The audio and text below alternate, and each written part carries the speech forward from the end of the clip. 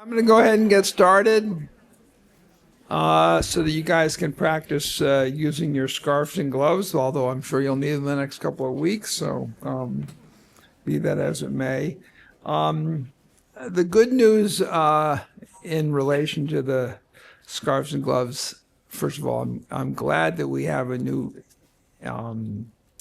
signature for our university and for the school, and that we actually have a communications department keen on upping our recognition. We're not quite there yet. I've been pointing out to our institutional leaders, does anybody listen to the Browns game? Because when you listen to the Browns game, all of a sudden there are two really important schools of medicine in the state of Ohio. One's called Neomed, and the other's our friendly DO school located in Akron. And there ain't nothing about the university or the school of medicine. So just so you know, I'm agitating about that. Okay. And if you want to give me some feedback, I just sent out another note today about that. Okay. So I'm going to go over who we are, what we're doing, and then focus really on the questions that you asked. And there's plenty of people here and online, so we'll have time to ask questions as well. So there are 106 of us that have joined, so thank you. And thanks for the efforts to engage with all of them of the Staff Advisory Council membership and leader. So Shay, thank you for the work that you do. And there probably isn't enough direct communication between the Advisory Council and the Dean, so if you want to make yourselves noticed in my office, it's okay with me. Okay. So what's happened in the last year? Well, we did just celebrate the Cancer Center renewal, and as we all appreciate, there was a certain amount of angst on the part of our interaction with the federal government, just part of our games, I guess, waiting for their about 4-month delay. Now, if you have a big grant and lots of people, there are 110 people who have funding related to this grant, 110. If there's no funding for 4 months, what's the school supposed to do? Okay? So we are remarkably dependent as a soft funded school, uniquely in the university, for which there is no backup plan to manage our resources based on external funding. So finally it came through, as it should have. First, they gave us a no return to the original start date. Then they gave us a 10% budget cut. Then they realized that they had to spend some money, so I think we're whole. Today is the CTSC engagement week. And today they're setting up over in the BRB, so you can leave here and go over there and pick up some goodies, then get back to work. It's okay with me. They look like they were about to have a lot of fun. It's really about engaging all of us at every level in what this actually quite remarkable grant activity does across both a number of schools, including the University of Toledo, as well as across our hospital network. So none of this stuff happens without all of your incredible involvement, putting data together, putting information together, putting the submissions in. We all know at the faculty level that we say, can you take care of this? And all of you do, and we have no idea how complicated it is and how hair-raising it is and how deadline-oriented it is. So thank you for all of that effort. Likewise, in our medical education programs, the LCME came through. The LCME hasn't figured us out as a school of medicine because they think 2, I think 3, because that's the way to offset the 2 programs for educating medical students. One is the university program, the other is the learner college program, and the third, oldest in the nation, is the MD and PhD program, or the MSTP program. We even have a logo around that, which I didn't show to you here. We think we're going to do just fine. We got a preliminary report back. It identified a singular academic activity concern, which we know about and is actually much more complex than I'd like it to be, and that was in the area of anatomy. We had a concern around pharmacology. Turns out fixing pharmacology is easy. We know how to teach pharmacology. Been doing it for decades. Anatomy should be straightforward, but we're dealing with interventions around hollow anatomy.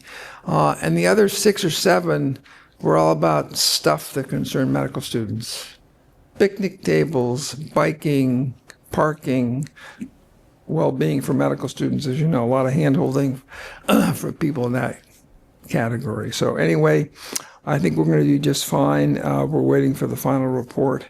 And just so you know, for the first time ever, I've got the university president agreeing to meet with the CEO of the Cleveland Clinic to talk about medical education. Isn't that interesting? So in the context of LCME, we're going to put the leadership of the education programs and the two of them together to talk about just how important this effort is.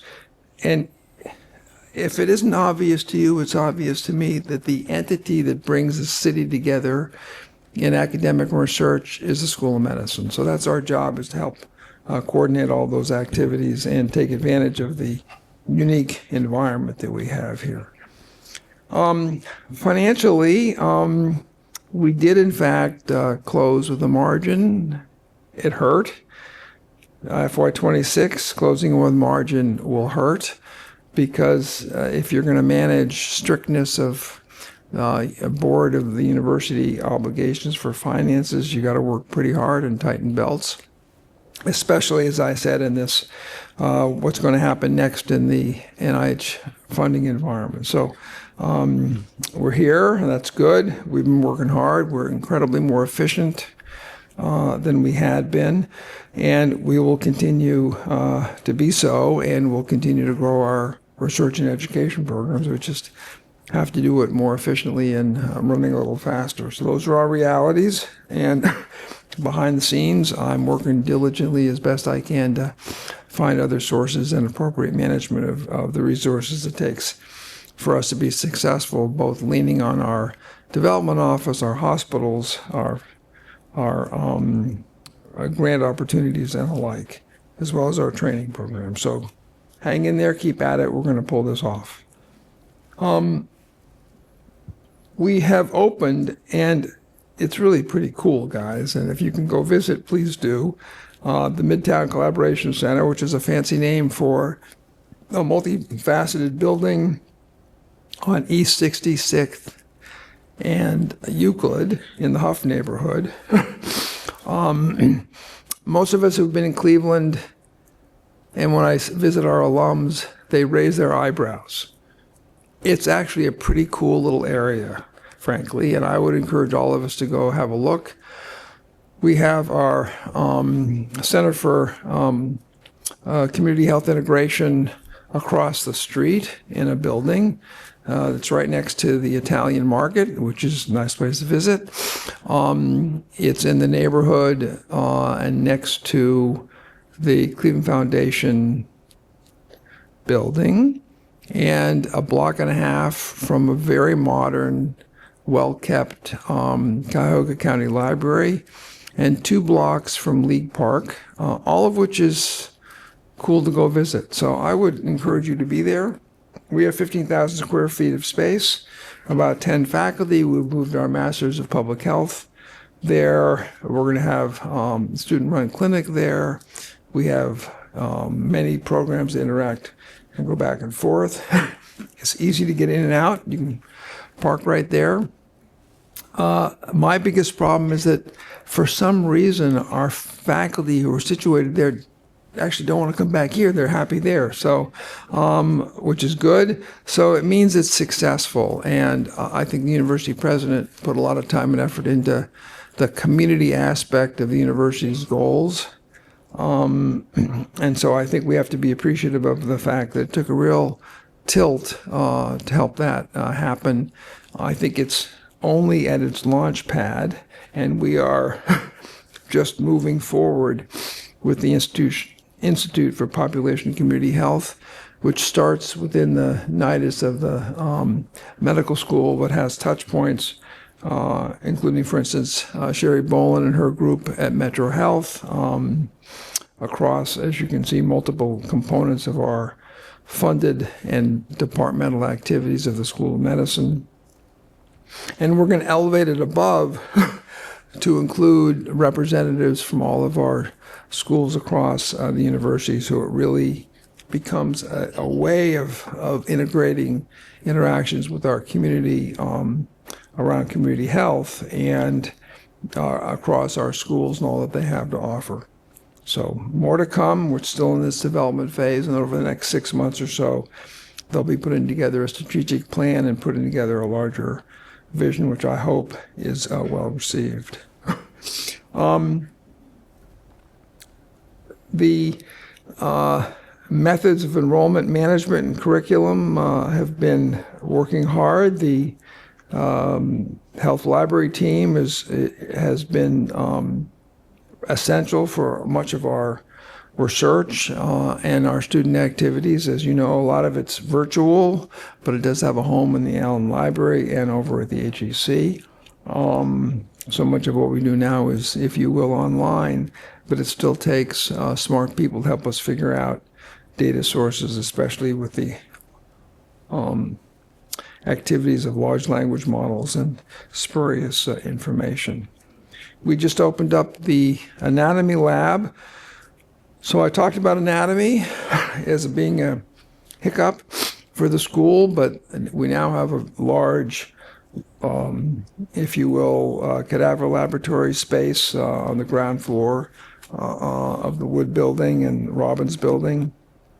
And it's going to be a terrific place for our master's program, for the boot camp for our medical students, and for any of us otherwise who need anatomy interaction.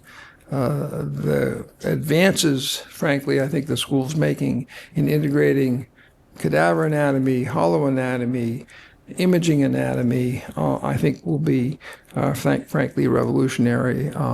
Certainly across the state, there's nothing else like it. So I'm delighted with that activity. Now, who paid for this? Well, that budget thing I talked about earlier requires us to have a margin, so we have dollars that we can pay for these activities. So when we generate a margin, it's not to give extra money to the university, it's so we can manage our development, whether it be physical plant space, Robbins 4 is next on the list, or recruitments, et cetera. So we need that balance of positivity. We are the singular school that operates on our own, so we don't get assets from the university back to us. We provide a lot of assets back to the university. Okay, so we've updated who we are, what we do, and why. See if I can pull this off and explain it. So the mission of the school is to improve health globally by linking groundbreaking innovation and research directly to patients and populations within a world-class ecosystem of medicine and education. So if you think about the city of Cleveland, it's actually pretty remarkable in terms of the focus on medical care and education. And we take advantage of it across the entire space of the city. We're certainly trying to help expand the economic development aspects of that in education, biotech, and the like. I think we have a long way to go there. But the impact of what we do really is felt globally in terms of the advances that we make in both education, research, and innovation. So we have a faculty that starts here in the School of Medicine, but 88% of our faculty are at our hospitals. And I guess probably, if Nicole will correct me and Susan, I bet 600 of our faculty, mostly adjunct, but certainly a number of full-time faculty, are located in the following locations. See if I can get them all. Probably can't. So we have faculty in Las Vegas at the Brain Institute of the Cleveland Clinic, in Florida at the various health and research entities, including Cancer Center members at institutes in Florida, in Toronto, London as part of the Cleveland Clinic, in Oxford as part of Harrington Discovery Rare Diseases, in Abu Dhabi, where we have over 170 faculty, many of them full-time, many of them swinging back and forth between here and there.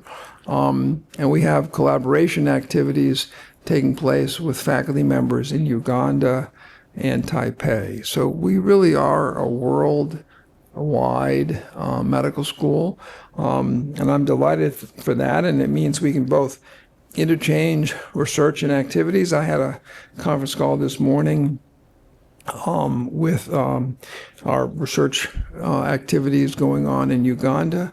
I have upcoming conference calls in the UAE, in Abu Dhabi, where we're developing stronger education activities with Cleveland Clinic there and with Khalifa University. And we just announced the Taipei Medical School alignment of a collaborative research program there. So we read in the news all day long about tariffs and government oversight, et cetera, and anxiety around what you can and you can't do. But frankly, health is an area that needs all it can to help us worldwide. So we're going to continue on in that mission, and I don't think anything is going to get in the way of that. Now, as we know, to pull off a good environment is for education requires a little bit of safeguarding.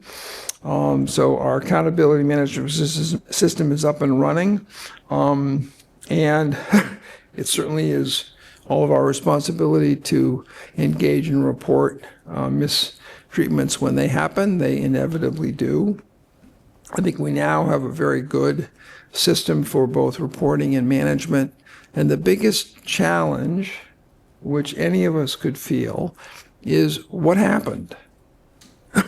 Well, if you think about it, and if you happen to be involved on one side or the other of one of those events, you'd like it to be as confidential as possible. You'd like it to be thoroughly reviewed, and you'd like it to come to closure, which we can assure you it does. And so not everything that everybody reports deserves to be fully responded to in a manner that requires an action, but certainly a reinforcement of and appreciation of what happens during the report, what the allegation is, how it gets resolved. It does take place. It just isn't public, nor should it be, and very often the individual reporting only hears a little bit about what happened, but I can assure you we're taking all these things incredibly seriously. Okay, so you asked a bunch of questions. Let me see if I can help out here. So the first was around culture and updates about the current and the future school medicine strategic plan. So we have a large number of areas that we're working on, and we will later this fall begin the rollout of the realignment of our strategic plan. We have one that was from 20 to 25. It occurred to us it's now late in 25, so it's time for the 26 to 30 strategic plan, which we're going to work on. And there'll be a variety of components. I'm going to ask for more direct involvement of the staff in our academic culture. I'm going to ask the faculty council to take on the responsibilities about faculty and academic culture. And so the whole variety of components here, which I don't have answers to, but we realize need to be updated and realigned, and so we'll get to work on it. Now, the concept of a strategic plan is an interesting one. It varies all over the place. At many institutions, it's a marketing plan. How do we get our name out? How do we promote ourselves? University Hospitals has the luxury of having a very simple strategic plan to heal, to teach, and to discover. And I say, well, that's pretty good. If you walk out of university hospitals, it's to heal, then to teach, then to discover. But if you walk up on the case side, it's to discover, to teach, and to heal. That's what we do, so thank you very much. It's integrated. But we've put together, and I'm intent on, a more detailed alignment and coordination of a strategic plan that allows us to really delve into operations and goals. You want me to stop coughing? Is that what that is? Okay, thank you. All right, so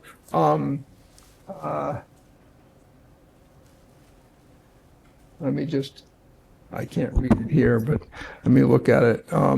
So you can see 7 things on this list here, all of which will be worked on.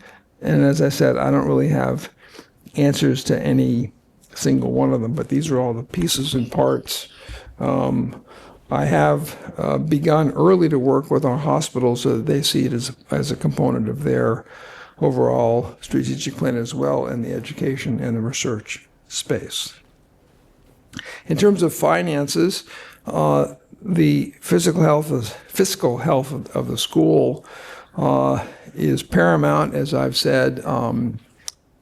Just so you know, we ran a deficit a year ago, and we were informed that wouldn't happen again. Okay, so the rules were set, so I guess we're not going to have a deficit. So we're going to work our tails off to align the resources that we have and the management that we can.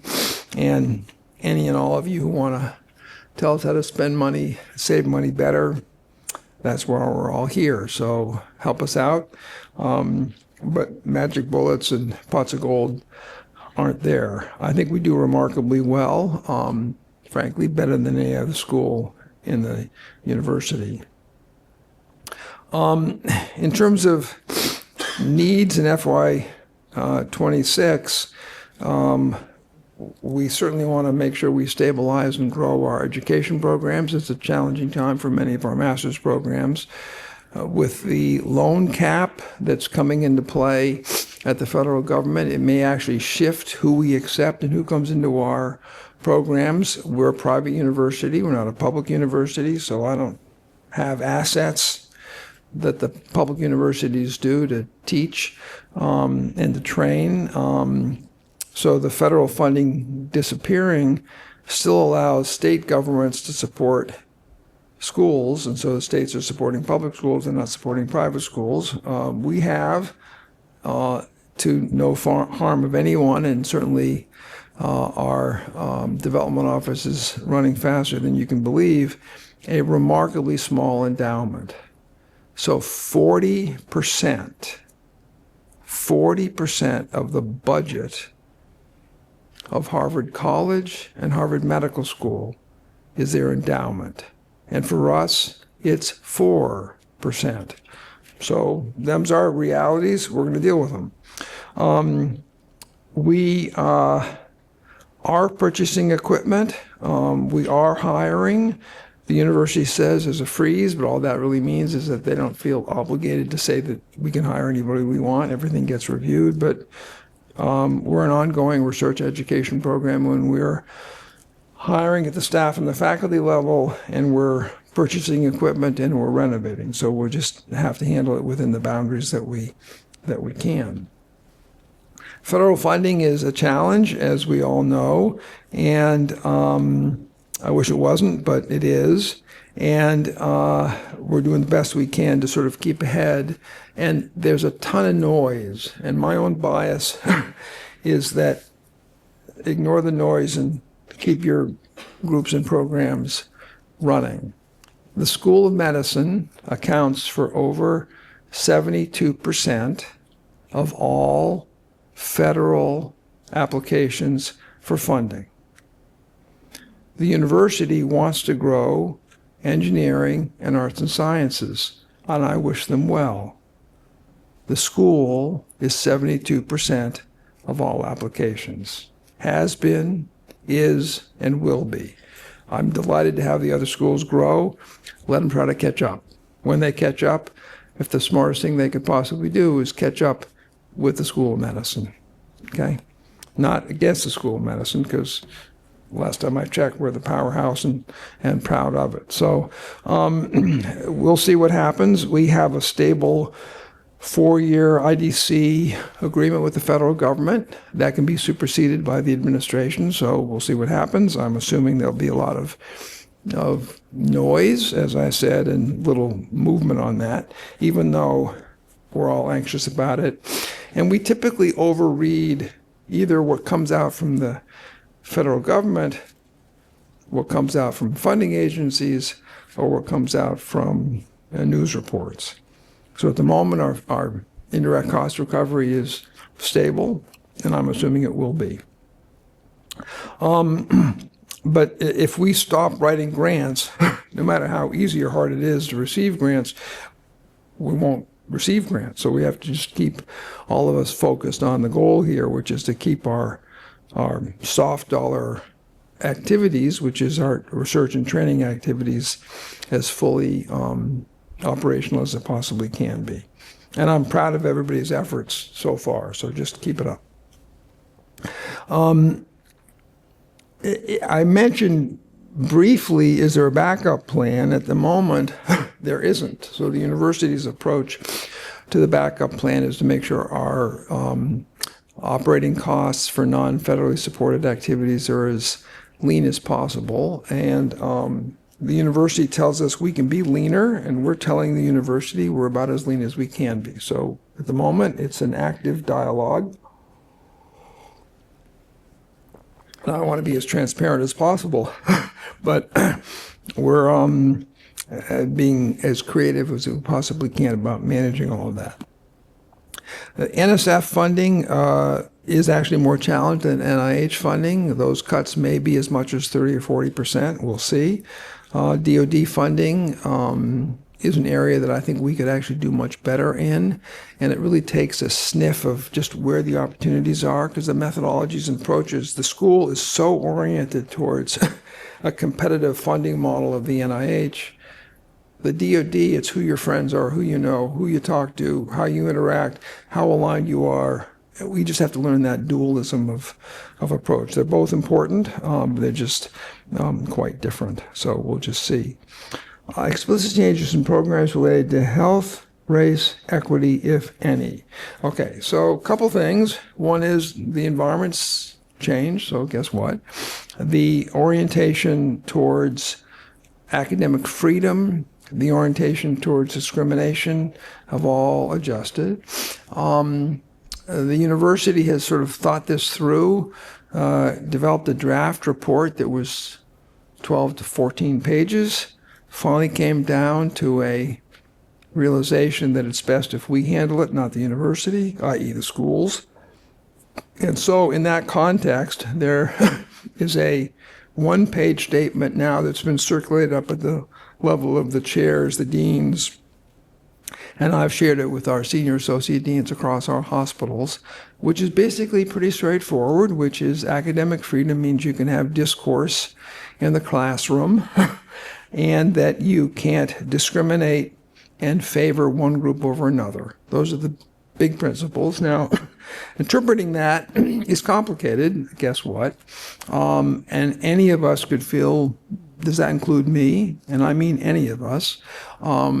I keep being reminded that white males don't get into medical school, so okay, fine. So any of us could feel that we're sort of on the odds out. That's the environment we're in, and I think all of us just have to appreciate that we're here together, certainly in the healthcare space. So I don't really think it should require that any of our research programs or our educational programs cease and desist. I think it just is a nuance of how we approach and how we take it on. And we're always applying for program and support. We're always in an environment where someone has to decide about our education program or another. So nuancing the interests and the priorities of the audience is our job. So to find it offensive, I think, is a little nutty. And there's a variety of opinions that a university should and could represent. So I think we should all be as attentive and engaged and non-attributory as possible. So discourse is different than urging and imposing. So I think we just have to keep our norms about us, even if it's a little challenging. Staffing due to changes in federal research priorities.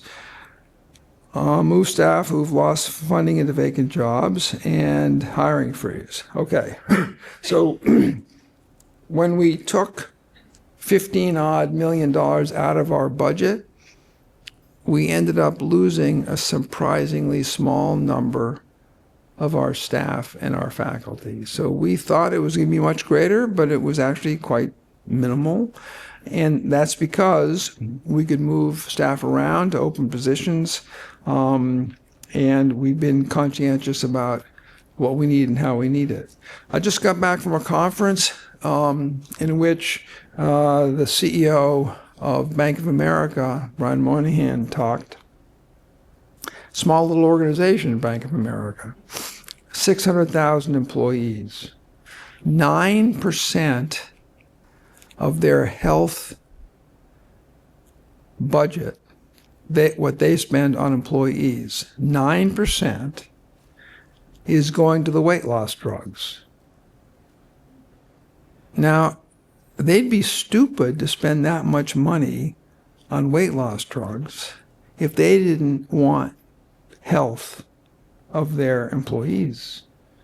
Because they're saying, wait a minute, if I spend it on weight loss drugs, my cost for heart failure, kidney failure, diabetes, even Alzheimer's goes way down. So they're taking a long-term view of their staff and happy with that incredible level of staff obligation.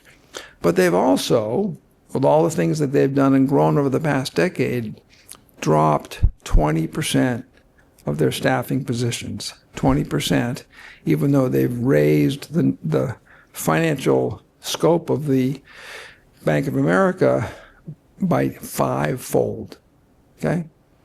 So his comment was, we reassigning and readdressing what it is to be a staff member in his organization. We must as well. Just moving on, and how do we do things efficiently and carefully? So artificial intelligence, coordination of activity, reducing redundancies, taking advantage of skill sets is what we're all about. So I think all of us just have to appreciate that we will evolve and be effective, but we may do it with a stable or even a decreased number of staff. So that's not looking at anyone in the room or anybody outside the room. I'm just saying over time, we're going to be conscientious at both the faculty and the staff level about how we do what we do and do it well. I've talked about research.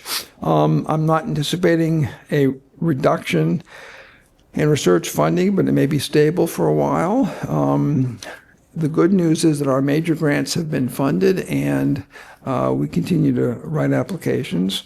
I do think we're going to have to be creative both at the federal, foundation, and philanthropic levels to be as responsive as we can and as competitive as we can. So if we're disappointed that that 12th percentile grant wasn't funded, we may have to say we're going to write the grants that are the 4th percentile, if that's what it takes. So we just have to be conscientious about it.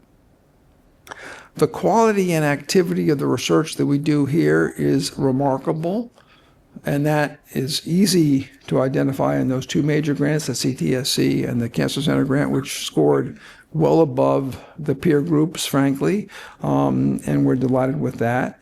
The conference I was at was about innovation and technologies in Boston, and the stuff that they presented wasn't nearly as good as the stuff that we have to offer. So we're not on the coast, but our technology and our innovative efforts are better than most anywhere. So I'm delighted with that. We just have to find a way to help support it and encourage it along. Now, the issue of translation and commercialization, to me, is absolutely paramount. We don't have nearly the level of recognition and support at the level of the university and local venture fund activities, and I'm making a bigger push to help that move along more quickly. We have an incredibly inventive faculty, and I want to help them move it along, as our students. So we have a number of students who are keen in their careers to start companies, and we want to help them do so. How do we grow our basic sciences and our rankings? Blue Ridge. Well, I'm unhappy with the growth of our Blue Ridge ranking. We've gone down over the past decade. The experiment, if you will, of dissociating with UH, I think was bad for both organizations. And the Cleveland Clinic, I'm delighted, is part of our ranking lists. But the Cleveland investment in research is inadequate. And you can't grow research funding if you don't have faculty. And you don't have faculty if you don't recruit faculty. You don't recruit faculty if some entity isn't spending a whole lot of money recruiting that faculty. So neither the Cleveland Clinic, Metro, UH, or the School of Medicine have done a sufficient job of recruiting high-quality research faculty. The faculty we have are great. We just don't have enough of them. So if we're going to grow in Blue Ridge, we've got to grow our faculty. And that means space and research and investment. So I'm pitching it to you, and I'm pitching it to our president, and I'm making noise with our CEOs. So the School of Medicine helps the city more than the city appreciates. And so it's our job to get that message out and to promote the high quality of what we do and what we offer. AI to manage training grants. It better. So how we get there, I'm not sure. How we invoke it and utilize it, I'm not sure. But the university has put out a whole variety of activities and programmatic items that we can use for artificial intelligence to improve our processes. So we're going to be taking it up. What I would love to see, for instance, is our ability to put in the 10,000 names of people we've trained in the past decade and have AI find out where they are and what they're doing for us, because we don't have the manpower to do it ourselves, but we certainly would benefit if we did. What mechanisms exist to capture students' novel ideas? That's a pretty open-ended question and probably deserves an open-ended answer, but we certainly have had a number of approaches that we've taken. First of all, there are more individual research activities of our undergraduates that take place in the School of Medicine than throughout the rest of the university. So we're providing the engine. The students in our undergraduate programs have twice the rate of going off to a graduate program than the rest of the university. So we are the innovation engine for innovation across the school. For our graduate students, there are a number of small but real programs that allow them to independently pursue an additional research activity. So the Cancer Center has one, the CTSA has one. So there are a variety of ways that our students can move forward. Amongst our MDs, we have a innovation and entrepreneurship pathway. We teach entrepreneurship in a number of our master's programs. So I think we're on the path. What I would like to see, to be honest with you, more of is our graduate students who are involved in a research discovery that's amenable to a commercialization strategy, graduate, and become the chief scientific officer of that startup company. I think I see that around the country. I just don't see it here. So it's an opportunity for us to really encourage that entrepreneurship activity. I mentioned briefly financial aid. It's a quagmire at the moment. the cap on loans of $200,000 for professional degrees and $100,000 for student degrees is a problem. And it's a problem because the federal government views education as sort of nasty and student loan defaults as unfortunate. And their view of demographics might be different than our view of demographics. So it's a challenge, and I'm hoping that there are other maneuvers for private financial aid activities to come forward that don't gouge our students. Otherwise, the students who come here will tilt towards students who can pay and don't need a loan, which is a little devastating, frankly. So I think it's just a reality we just have to work on and deal with. Volunteer opportunities. So we have huge engagement of our undergraduates in research activities across the school, as I mentioned. Graduate volunteer opportunities, I'm not exactly sure what that has to do with research funding cuts, because most of our graduate students are involved in career-built programs, and or if they have an internship, they find their way to an internship, and our community activities don't require funding activities. So I'm not sure what to do with that question, so I'll leave it at that. Safety. As we know, I hate to say this publicly, but I happened to grow up in the assassination period. You know, I was in third grade when Kennedy was assassinated, and the next 10 years I saw a bunch more. So then things went quiet for 25 years, and here we are again. So it's an unsafe environment out there for all of us. There's too many instances of violence in our world. We had an event a couple of weeks ago of a live gun running through the campus. So we have to manage our own individual safety and our collective safety every day at home and at work. So be safe. We'd like to help remind you how to be safe. So first of all, the university does have a notification system, and make sure your mobile phone is on it so you can be notified. I get buzzed when things happen, so at least I know.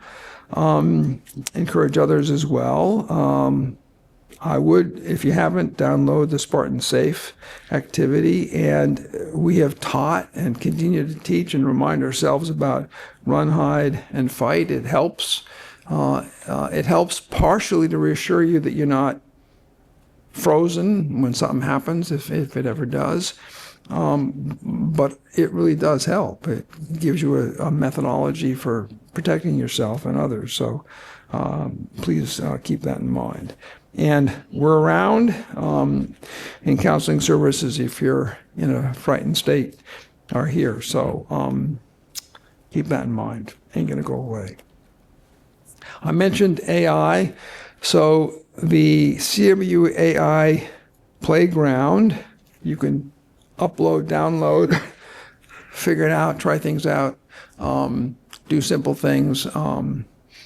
We're all in our own environment for doing this, but every one of us at every level could actually learn more from what's out there in terms of artificial intelligence. Now, it may just help you with your emails. It may help you find a location or activity for your personal life better. But my hunch is that it actually can help you with all of your activities. So think through and see what it can do. Try it out. A little bit of time. Playing with it, if you will, you'll get used to it and find a place that it can actually help you and add value. Now, my own personal experience with it, most of it's pretty dumb, but okay. Saves me a few minutes here and there, fine. If I've used it a few times with emails, okay, fine. Shortens me up, and then I have to edit it anyway, so it helps better than me with my spelling, so that's good. But you'll find your way with it, but I think the competencies and capabilities of the programmatic aspects will go up. I have one word of note, and that is that there is a firewall concept that the university feels very strongly about, and that is if you're taking documents that are ours, keep them inside the university AI firewall. So go inside the university to utilize that stuff. Don't just go to your Google Mail and do something out there, because then it's all public and can be, if not public, it certainly can be utilized by the AI groups. So the stuff that's inside stays inside and doesn't migrate out. Okay?